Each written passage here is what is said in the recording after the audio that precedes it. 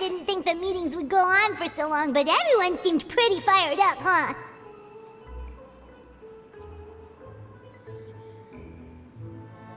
Paimon thought they'd be at least a little frightened. Well, Fremine was, now that Paimon thinks about it, but everyone else just looked a little surprised.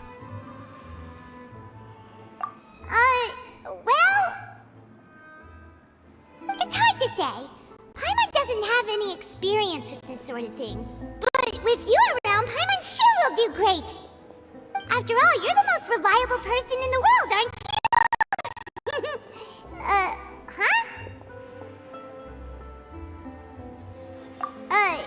Did you just pour some tea? Paimon didn't notice you doing that at all. Then what's that? Paimon's never seen that cup before. Don't be frightened. I'm just joining you two for tea. I merely refrained from saying anything till now. Who's that voice? But there's no one here. Ah, have you forgotten me already? Wait, you are familiar. You're the voice we heard from the sky in Sumeru. The voice from the sky, I fear that description is wrong. Though, not completely wrong. You're feeling lost now, just as you were feeling previously. I sensed that confusion and thus came to you. Guiding people is an irresistible hobby of mine, after all. Consider me a passerby, just accepting a commission from my friend's disciple on a whim.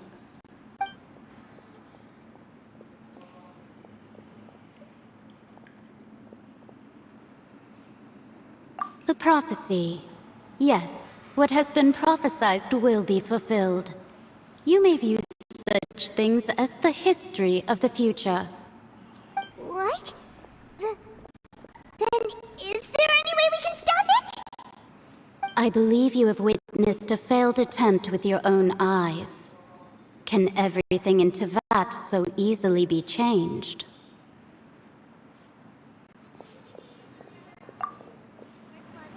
Ah, so you've caught on. Just as prophecies are usually only the future as seen from the perspectives of the gods, could things be happening in hidden corners where the gods' gaze does not fall? Are the things that you shall see different from the fate that the gods perceive?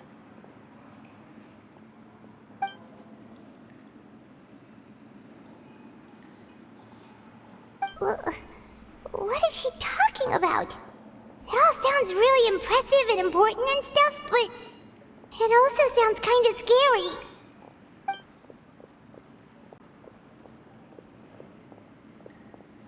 I believe that you understand, right? Some things are insignificant, but others you must reach out to change. Ultimately, fate shall serve as your only guide, no matter what will happen in Teyvat's future. All you need to do is to play your part. This was good tea, by the way. Thank you for your hospitality. Well, that'll be all for today. The voice. It's gone.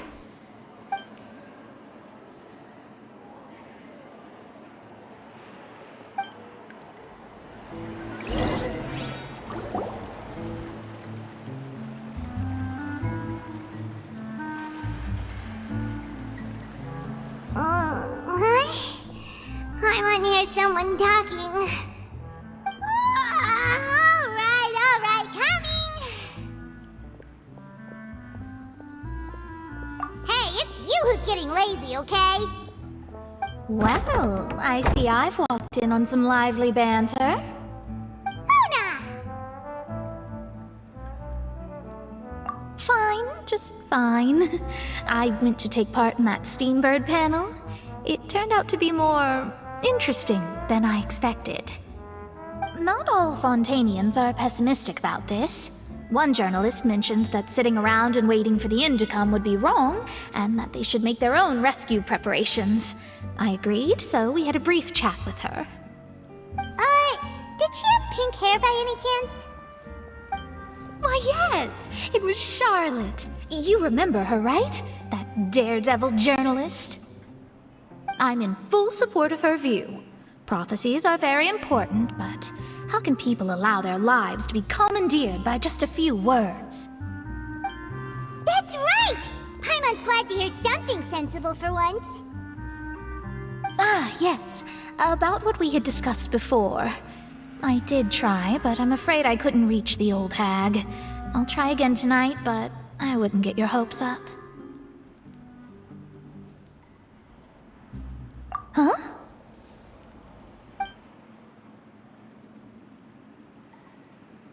Goodness gracious. Are you serious?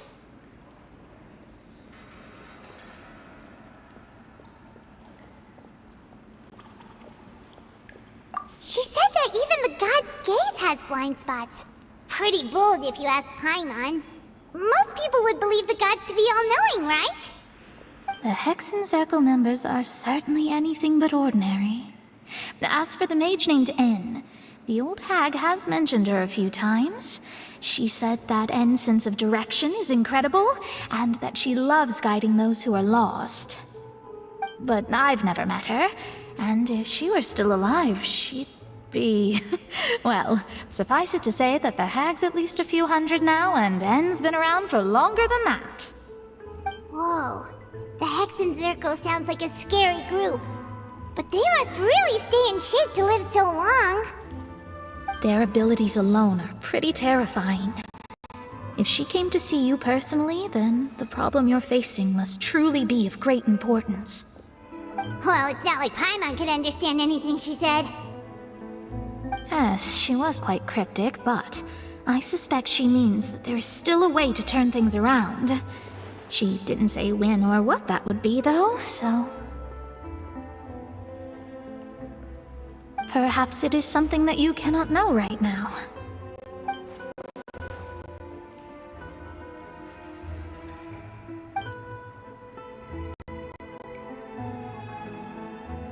Traveler, Paimon, are you two all right? Oh, we're fine. We're just a little down right now. It kind of feels like the end is coming, you know? I see. I feel that same sense of desperation, too. I guess you could consider me someone who has often witnessed fate. So far as I have seen, it cannot be swayed. But even so, I still hope for, and believe in, miracles. Astrology is eternal and rational, but fate may not be. It is cruel, but it can also be beautiful. Perhaps that's what En was trying to tell you. Not to lose heart, and to believe that what you are seeing playing out before you is not yet set in stone. I did originally think of steering clear of all this, but I couldn't. Even if this is all futile, I still wish to help everyone. If we don't struggle to the last, then how can we face the end when it comes? Huh. You do have a point. There I go, talking about astrological principles again. Sorry about that. The moment I start talking about work-related stuff... I need to get going. It was worth trying to comfort you, even if only a little. I believe that you'll help those who are struggling in the same way I did. I suppose that might be why we always seem to meet by coincidence. Paimon feels kind of moved by what Mona said.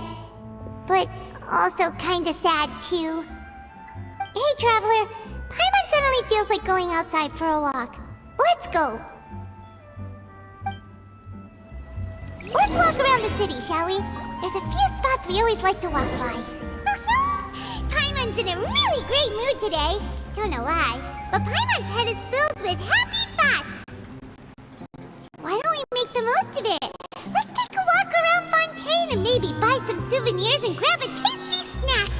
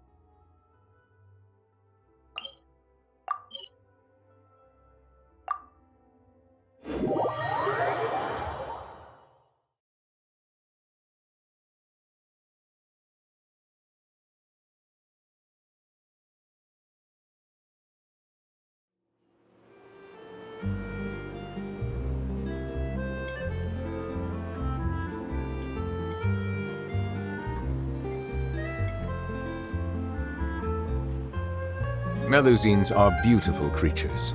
They are the pride of Fontaine. Be sure to befriend them and cause them no harm.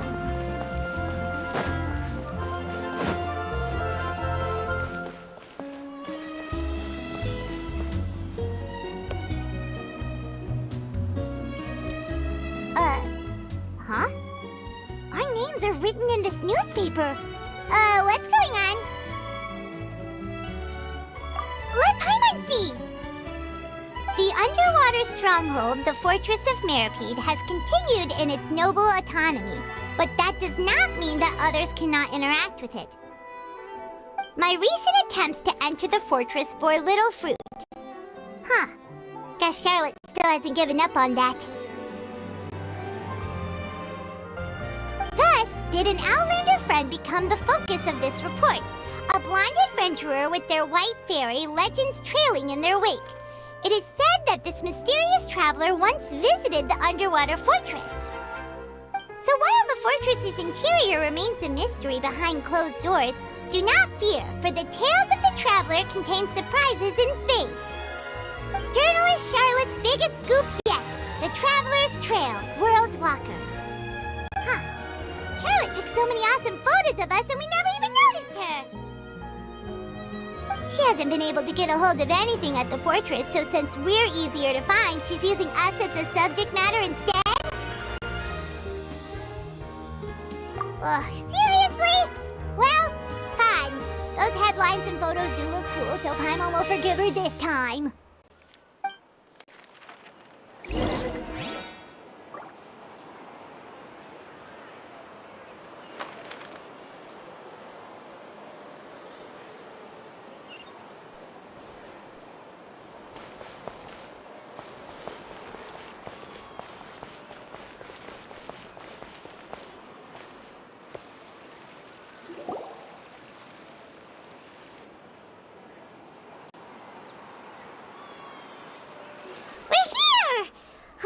Paimon's hungry.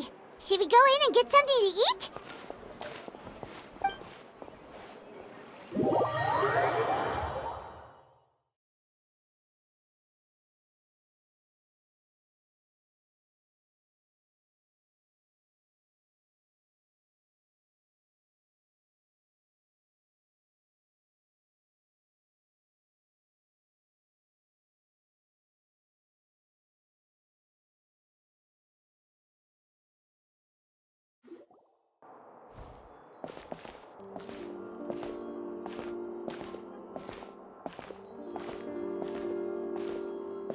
Hey, quick! Look! That's the limited edition only 16 slices a day cake!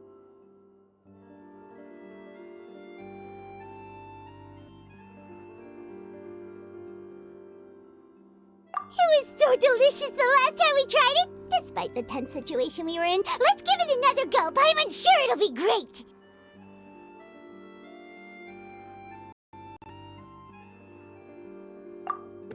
One slice of cake, please. Someone showed up after all. Oh, wait, you're the one from the Palais Mermonia. Oh, are you here to buy cake too? It seems Monsieur Nervalette was right. You really can eat. Wait, did he really say something like that? That's right. Even he has his own preferences when it comes to food. As for me, I love the cake and coffee here. Do you come here often? Usually every day. Every day? It's part of my daily schedule, apart from work. I shall have my cake and coffee. Then what if someone told you one day that this place would be closing soon, and you wouldn't get to eat cake here anymore? What would you think? But why would it close? Well, Paimon doesn't know either, but maybe the waters will rise tomorrow. You know, like in the prophecy. Oh, the prophecy. To be honest, I haven't paid much attention to that. No, still, even if there'd be no more cake tomorrow, that wouldn't keep me from having some today. No, it's the same for eating in general. You might not be able to eat tomorrow, but if you can do so today, then you should carry on. That's what people call living, you know. Huh. Don't be sad. Excuse me, could I have 2 more slices of cake to go? These 2 slices are for you. Sijuin said that this kind of expression you're making is what humans call being sad. Oh, you know Sijuin? I sure do. She was born before me, and she sometimes comes to the surface to teach us things about humans. She said that humans are creatures that are saddened easily, yes, and you can only lift their spirits by feeding them delicious food. So please try the cakes here. I've got something else to do, so I'll be going now. You do try to stay in a good mood after eating, all right? Bye.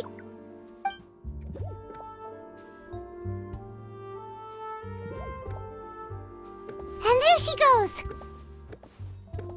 All right, let's dig in. I'm sure this cake will be delicious.